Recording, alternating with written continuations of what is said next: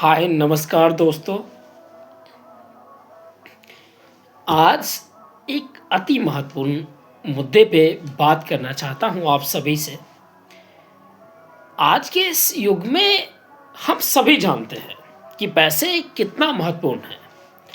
फिर भी देखिएगा कि बहुत सारे लोग बहुत मेहनत करते हैं, अच्छा पैसे कमाते हैं, लेकिन फिर भी पैसे की तंगी हमेशा सताता है ज़्यादातर लोगों को।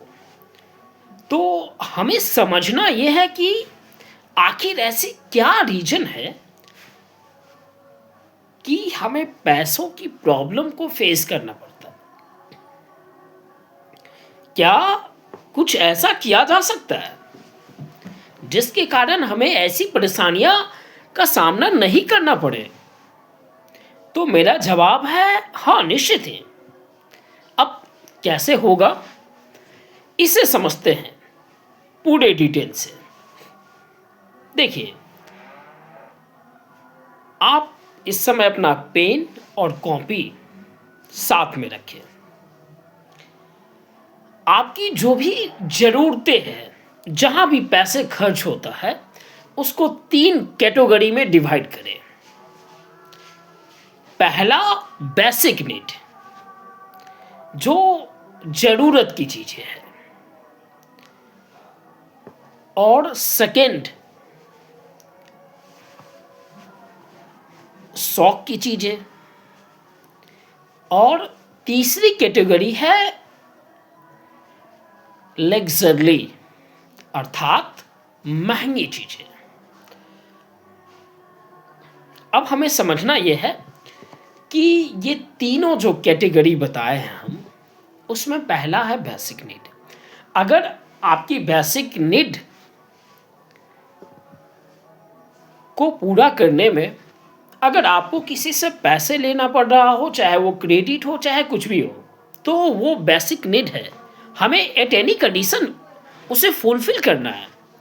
लेकिन जो सेकेंड कैटेगरी और थर्ड कैटेगरी है, उस दोनों कैटेगरी के बारे में हमें सोचना है कि हमें ये देखना है कि अगर सेकेंड कैटेगरी का कोई चीज़ें हमें लेना है तो थोड़ा बहुत हम 10 से 20% अगर हमें कहीं से क्रेडिट लेना पड़े तो वहाँ तक चलेगा, अन्यथा उससे ज़्यादा नहीं लेना है कर्जे। हाँ, हम वो चीज़ तब खरीदेंगे जब हमारा पॉकेट अलाउ करे कि नहीं, अभी हम बाई करेंगे तो हमें किसी से कुछ नहीं लेना पड़े। और तीसरा कैटेगरी हमने बताया है जो शौक पूरा करने के लिए, लग्जरी महंगी आइटम।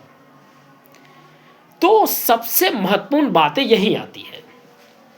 सबसे महत्वपूर्ण यही आती है, इसका आशय है कि ये चीज़ बहुत महंगा होता है और इसे खरीदने में बहुत सारे पैसे लगता है। और अगर हमें लग रहा है कि हमें ये चीज़ चाहिए ही चाहिए, तो जीवन का एक सिद्धांत बना लेना है कि महंगी चीज़ हमें तभी खरीदना है जब हमारा पॉकेट अलाउ करे, अर्थात हमें किसी से कर्जा नहीं लेना पड़े, हमें क्रेडिट नहीं लेना पड़े, तब निश्चिंत ही खरीदना है। लेकिन अगर हमें कर्जा लेकर के, कहीं से क्रेडिट लेकर के, कहीं से किस्त बना करके इंस्टॉलमेंट में खरीदना पड़ रहा है, तो ध्यान रखें वो जो महंगी चीज़ें हैं उससे आप दूर रहें। खुद को यही समझा है कि जब मैं कैपेबल हो जाऊंगा खुद से खरीदने के लिए इस महंगी चीज़ों को, मैं तभी खरीदूंगा। और मेरे दोस्त, मैं बताना चाहता हूं कि अगर आप अपने लाइफ में इस प्रिंसिपल को पालन करते हैं तो आपके फाइनेंशियल इशू की जो समस्या है ना, वो यही ख़त्म हो जाएगा। क्योंकि हम अपने समाज, दोस्त महिम, सगे संबंधियों